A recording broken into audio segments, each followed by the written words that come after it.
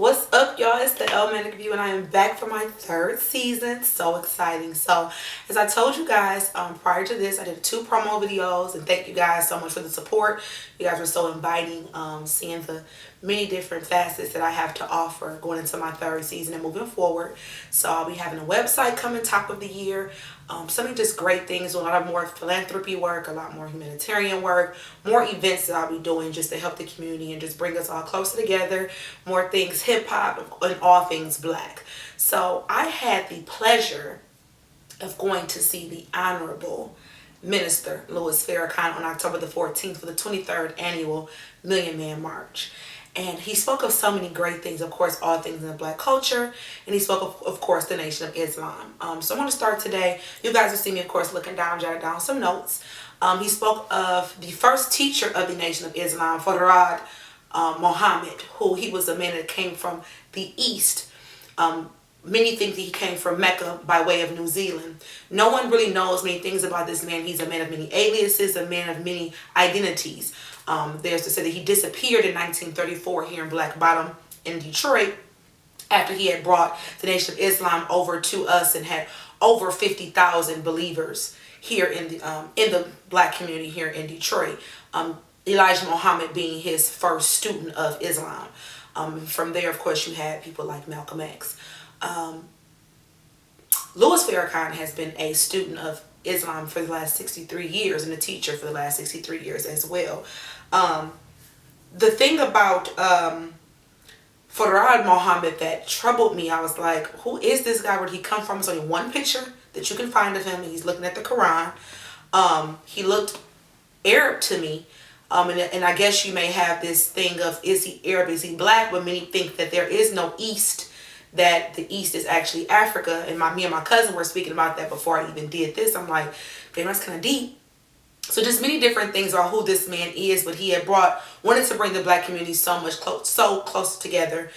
He started here in Detroit, and he was ran out of Detroit in 1934 and went to Chicago, and then from there to New York, and had a team of just black people just coming together and just understanding that the first religion of the world is Islam, is the Prophet Muhammad.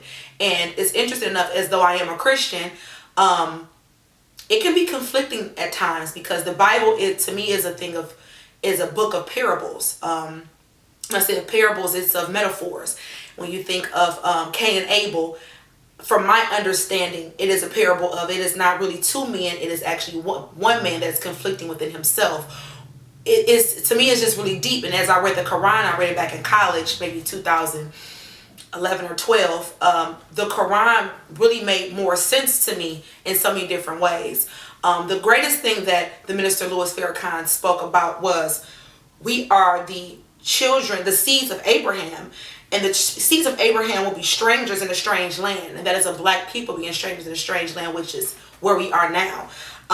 He says, you will have a great destiny. Your suffering is not in vain. The enemy knows our future better than we do. He isn't frightened by guns. He is frightened by the truth, because he has deceived the whole world.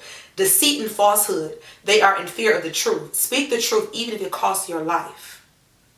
Speak my truth even if it costs my life. And that is what Malcolm X did. He spoke his truth, and it cost him his life. He spoke the truth of many different lives that the Honorable Elijah Muhammad had lived, and how he had kind of took the word of Islam and turned it and made black people believe that the white man was bad when they were white Muslims and blue-eyed Muslims. They were calling them blue-eyed devils before. And Malcolm spoke of that, and he was strong in his mind and strong in his soul. He was a Taurus like me and Mr. Farrakhan, so you already know. We are stubborn bulls, and we speak our mind and we speak our truths. No matter who it may offend, we're going to defend that within ourselves.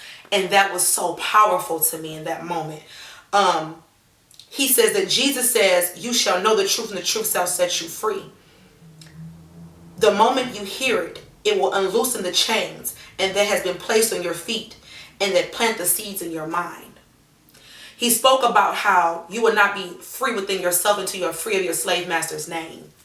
And I said, damn, I'm so strong on my last name, especially my mother's, the Keithleys. It's a rare last name. We are of Yorkshire. We are of British and Irish and Cherokee Creole descent, and we are of black, it's so many things built behind the Keithley last name that I'm so strong behind. But who is the black you behind that name? What tribe did we come from that built this strength and that built the soil and the everything of this nation? Who are those people? That is more important. Not just this Keithley last name. That's the people who have stripped us of everything. The Keithley slave masters stripped us of everything that we knew. And that's how we became of Yorkshire, of this, of that. It was so powerful. It was so remarkable. It was something that I will never see in my lifetime again, unless I am blessed enough to see the Honorable Louis Farrakhan again next year, if he's still standing, because he is, 84, 85 years old at this point. He's strong, of strong mind, body, and spirit. He is wealthy within himself before anything else. That was one of the most powerful things I have ever seen in my life. And I can just say that is something that is definitely do some thinking for me. It did make me a little bit conflicted and trying to just figure out some things in the ways of the world. Do I know there is a higher being? There's a higher purpose. There is someone of the universe. There is a God. If nothing else, I think that all religions share a common denominator of a higher purpose. And I think that of all of them, Christianity and Islam share something similar more than any of the rest of them. Even you can think of Judaism and other things too, but they all kind of share the same gist of things. And the one thing that Ralph Godby, he spoke as well. He said to be a good Christian is to be a good Muslim. A good Christian is a Muslim. A Muslim submits to God. A good Muslim is a Christian, and Christian simply means to be Christ-like. So it's all the same thing at some point, whether you decide to follow the Prophet Muhammad or to follow Jesus. It's just to follow something of purpose and something to free you of your own pains and to give you your own purpose, and to understand that it's bigger than you, it's bigger than us. It is of him, it is of someone, whether you want to say it's Mother Earth or Mother Universe. It is someone up there that makes it all worth living. And I do believe when he says that our suffering is not going to go in vain, that it was said for us thousands of years ago. Don't believe that it's just happened just for black people. It wouldn't be able to happen to anybody else.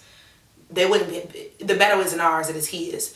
And it's a purpose behind pain, no matter what. That was a true message, I think, that he wanted to speak for us and for us to understand. So I do encourage you guys to follow some of the speakings of the Honorable the Honorable Minister Louis Farrakhan, because he's not just speaking of Islam, he is speaking of making the black community whole and understanding who we are as people, where we come from, to be original of ourselves and to know who we are beyond the last name Green, Black, or he said Mr. Brown, Mr. Johnson. That's not who we are. We're the only race that don't have our original everything, the black culture, right? Because we were all, intruders came in and took over, whether it was Haiti, Jamaica, Bahamas, Africa, they all came in and intruded us. So we don't really know who we are. So it's kind of just dive in and just really just get to know ourselves and just be in unison with each other. That's what I have to say about that one. I think it was just an amazing experience to have. After this, I'm going to be speaking about the movie, The Hate, what is it called? It's Tupac. The Hate You Give. Right, that's what it's called. The Hate You Give. And that is actually for Tupac's Thug Life. It's called The Hate You Give, Little Infants Fuck Everybody. That's actually what it means. And so I'm excited to do that.